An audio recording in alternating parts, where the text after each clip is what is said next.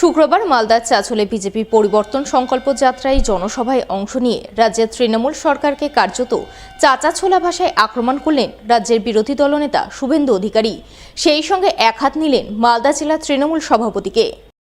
শুক্রবার হাইকোর্টের শর্ত সাপেক্ষ অনুমতি নিয়ে চাঁচলের কলম বাগান মাঠে বিজেপির পরিবর্তন সংকল্প যাত্রা জনসভা অনুষ্ঠিত হয়।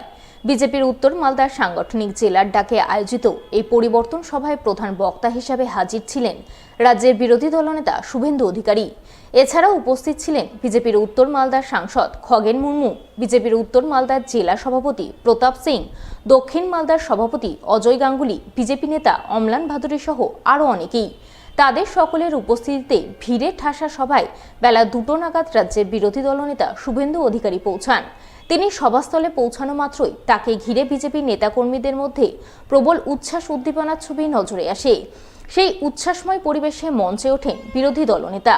তিনি তার বক্তব্যের শুরু থেকে শেষ পর্যন্ত এসআইআর সহ বিভিন্ন ইস্যুতে রাজ্যের তৃণমূল সরকারের বিরুদ্ধে জোরালো আক্রমণ শানান। সেই সঙ্গে জেলা তৃণমূল সভাপতি আব্দুল রহিম বক্সির উদ্দেশ্যে চ্যালেঞ্জ ছুড়ে দিয়ে তাকে এক হাত নেন। বাংলাদেশি মুসলিম অনুপ্রবেশকারীদের ভোট নিয়ে আমাদের সঙ্গে ওদের তফাৎ 2024-এ মাত্র 40 লাখ, আর প্রথম রাউন্ড সেমিফাইনালে एसआईआर থেকে বাদ চলে গেছে 58 লাখ। ये तो पहले झांकी है, अभी काशी मथुरा बाकी है। 14 ফেব্রুয়ারি দেখবেন তৃণমূল বলছে আমরা ভোটে লড়বো না, ভোটার লিস্ট থেকে আরো অবৈধ ভোটার, ভুয়া ভোটার আর লাভলি খাতুন নাকি খাতুন, এদের মতো বাংলাদেশি মুসলিম অনুপ্রবেশকারী রোহিঙ্গা মুক্ত ভোটার লিস্ট হবে।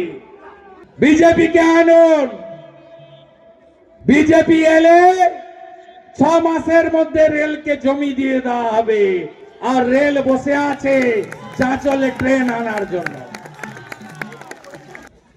15 বছরে চাঁচল পুরসভা হলো না, আর এই দেউলিয়া সরকার করতে পারবে না। তাই চাঁচল পৌরসভা চান হ্যাঁ কি না? উত্তরবঙ্গে এইমস চান হ্যাঁ কি না? যদি চান পরিবর্তনের সরকার আনুন। এখানকার মুখ্যমন্ত্রী হয়ে গেছে রহিম বক্সি। বড় বড় কথা, ঢুকতে দিবনি, গাছে বেঁধে রাখবো, পা ভেঙে দিব, মাথা গুড়িয়ে দেব, বাপের নাম যদি ঠিক থাকে কলম বাগানে আয় দাঁড়িয়ে আছে। বড় বড় কথা, ওর থেকে আবার ওর বেটা বড় নেতা।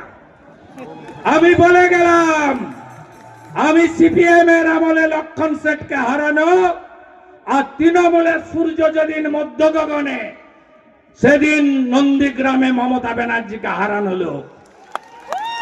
মালতীপুরে কে জিতবে আমি জানি না, কিন্তু রহিমকে আমি জিততে দেব না,